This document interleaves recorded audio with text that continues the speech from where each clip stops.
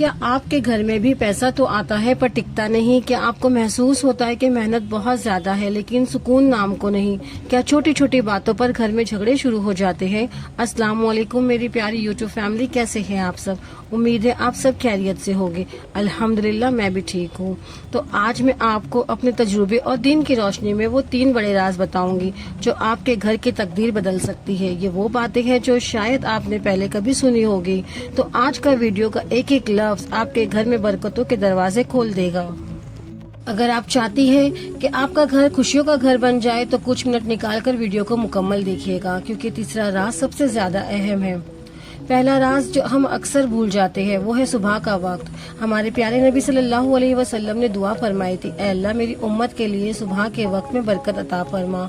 जिस घर में सुबह सूरज निकलने के बाद तक लोग सोए रहते हैं वहाँ से बरकत उठा ली जाती है। बरकत का ताल्लुक सिर्फ पैसों से नहीं बल्कि वक्त और सेहत से भी है। अगर आप चाहती है कि घर में रिज़्क की रेल पेल हो तो सुबह सवेरे उठने की आदत डालिए।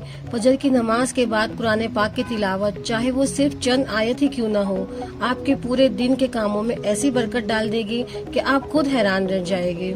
याद रखिए, परिंदे भी अपना रिस्क सुबह सवेरे ही तलाश करते हैं, तो हम इंसान क्यों पीछे रह जाते हैं? बरकत का दूसरा बड़ा राज आपके दस्तरखान में छुपा है। क्या आप जानते हैं कि खाना मिलकर खाने से बरकत बढ़ती है? आजकल हम सब अपने कमरों में या मोबाइल फोन देखते हुए खाना खाते हैं, जिससे घर की रौनक खत्म हो जाती है। खाने से पहले बिस्मिल्लाह पढ़ना और खाने के बाद अल्हम्दुलिल्लाह कहना, ये वो छोटे अमल है जो अल्लाह को बहुत पसंद है।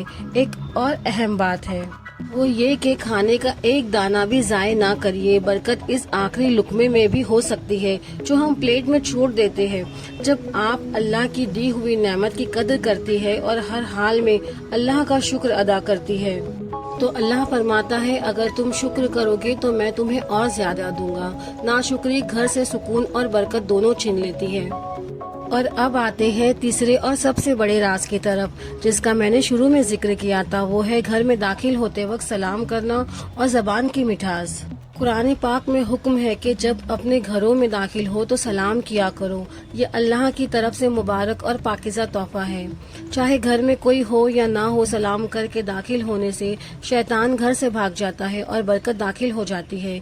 इसके साथ साथ ही औरत के हाथ में घर की चाबी भी होती है। अगर आपकी जबान में तलखी है, अगर आप बात बात पर ताने देती है या चीखती चिल्लाती है, तो याद रखिए कि फरिश्ते ऐसे घर से दूर हो जाते हैं।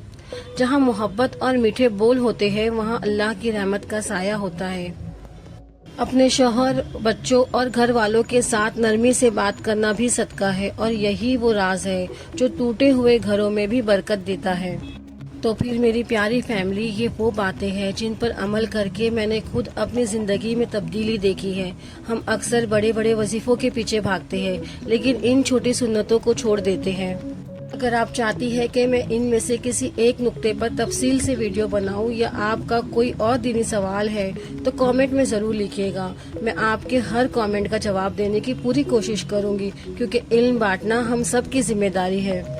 आइए मिलकर दुआ करते हैं, ऐ अल्लाह हमारे घरों को सुकून, मोहब्बत और बरकत का मरकज बना दे। हमारी तंगियों को दूर फरमा और हमें शुक्रगुजार बंदों में शामिल कर। आमीन। अगर आपको ये वीडियो पसंद आई हो तो इसे लाइक करें और अपने प्यारों के साथ शेयर करें। इस नेक काम में हिस्सा लें। इस्लाम की बातें 100 को सब्सक्राइब करना ना भूलिए, ताकि हम ईमान के इस सफर में हमेशा साथ रहें। मिलते हैं अगली वीडियो में, तब तक के लिए मुझे दीजिएगा इजाजत। अल्लाह हाफिज।